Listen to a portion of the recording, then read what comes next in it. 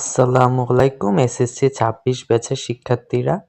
তোমাদের এইচএসসি পরীক্ষা কবে হবে, রুটিন কবে দিবে, আর সামনে যেহেতু ঈদ এবং কুরবানি আছে, তাই পরীক্ষা পিছিয়ে যাবে কিনা এই নিয়ে তোমাদের মনে অনেক প্রশ্ন।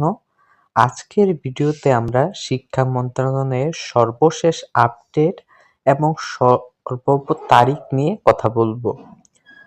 প্রথমত, রুটিন কবে দিবে? সাধারণত দেখা যায় যখনই পরীক্ষার ফরম ফিল আপ শুরু হয় তার পরপরই রুটিন প্রকাশ করা হয়।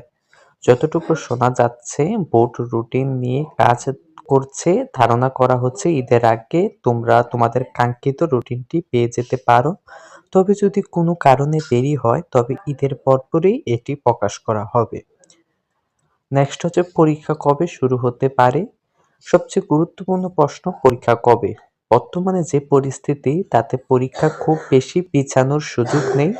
ধারণা করা হচ্ছে জুন মাসের মাঝামাঝি বা কুরবানি ঈদের ঠিক পরই তোমাদের পরীক্ষা শুরু হয়ে যাবে। জুলাই মাস জুড়ে মূল পরীক্ষাগুলো চলবে।